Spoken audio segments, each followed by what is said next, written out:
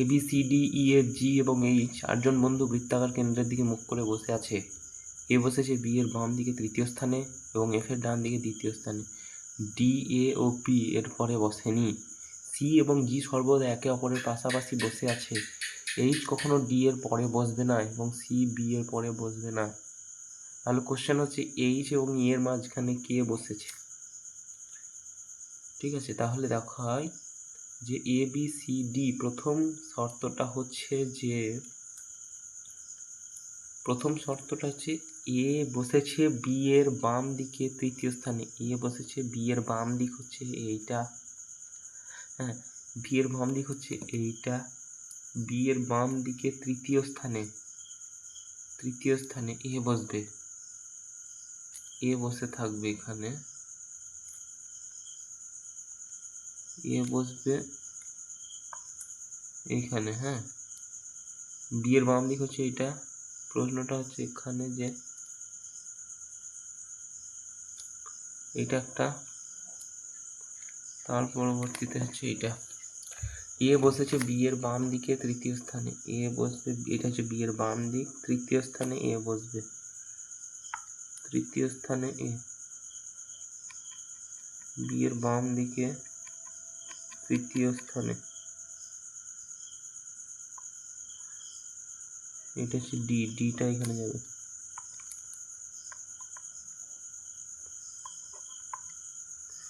A বসেছে B এর বাম দিকে তৃতীয় স্থানে বসে গেছে, ঠিক আছে। এবং F এর ডান দিকে F এর ডান দিকে দ্বিতীয় স্থানে D। F এর ডান দিক কোনটা? F বসেছে এইখানে। F এর ডান দিক হচ্ছে এইটা। F এর ডান দিকে কি বলছে? F এর ডান দিকে দ্বিতীয় স্থানে D, A ও B এর কি বলে? F এর ডান দিকে দ্বিতীয় স্থানে A বসেছে B এর বাম দিকে। এইটাই একটাই লাইন এটা। A বসেছে B এর বাম দিকে তৃতীয় স্থানে, ঠিক আছে, বাম দিকে তৃতীয় স্থানে। এবং F এর ডান দিকে দ্বিতীয় স্থানে। F এর ডান দিকেও বসতে হবে A কে। F এর ডান দিকে দ্বিতীয় স্থানে, এটা কারেক্ট আছে এই লাইন পর্যন্ত। এবং F এর ডান দিকে দ্বিতীয় স্থানে, এটা F এর ডান দিক দ্বিতীয় স্থান হচ্ছে C এর পর A বসেছে, প্রথম লাইন, ঠিক আছে। তারপরে তুমি কি বলছে? সেকেন্ড লাইনে D, A ও B এর পরে বসেনি।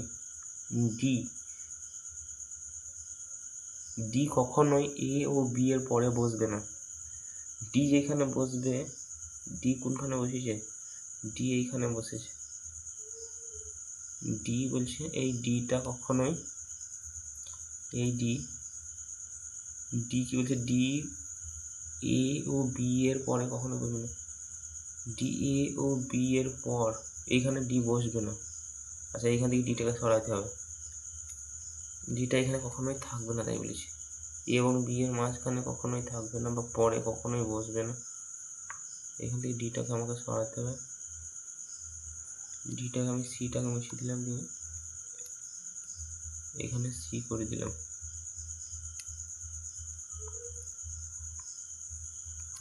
C এইখানে D, ঠিক আছে,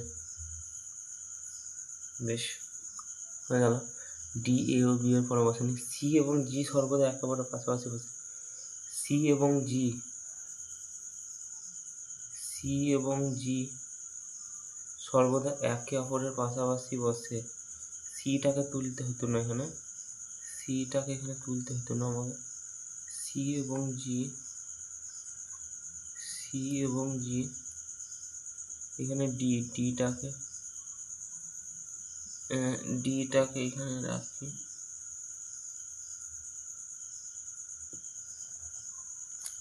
এখানে আমাকে Cটা লিখি, Cটাকে এখানে C এবং G একেবারে পাশাপাশি বসেছে। এখানে Dটাকে না দিলে এখানে Hটাকে লিখে দিতে হতো, Hটাকে লিখে দিই।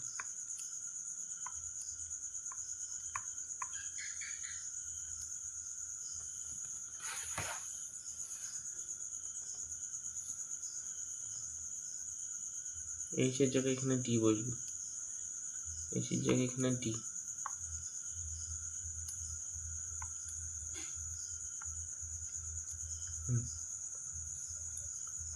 আচ্ছা কি আছে, ডি এ ও বি এর পরে বসবে না, ঠিক আছে। ডি সি এবং জি সর্বদা একেবারে পাশাপাশি বসে আছে, সি এবং জি সর্বদা একেবারে পাশাপাশি বসে আছে, এই লাইনটা ঠিক আছে। ডি এ ও বি এর পরে বসেনি, ডি এ ও বি এর পরে বসেনি, এটাও ঠিক আছে। এইচ কখনো ডি এর পরে বসবে না, এইচ এইচ কখনো, আচ্ছা এইচ কখনো ডি এর পরে বসবে না, হ্যাঁ তাও ঠিক আছে, এইচ কখনো ডি এর পরে বসবে না, এবং সি বি এর পরে বসবে না, সি বি এর পরে বসবে না, ঠিক আছে। তাহলে এইচ এবং ই এর মাঝখানে কী বসে আছে, এইচ এবং ই, এইচ এবং ই, এইচ কোথায় আছে, এইচ এবং ই, এইচ এবং ই, ই কই,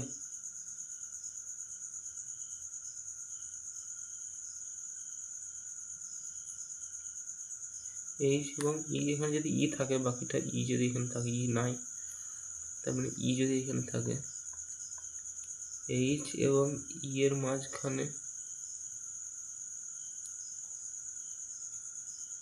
কি বসেছে, এইচ এবং ই এর মাঝখানে বি আছে কি,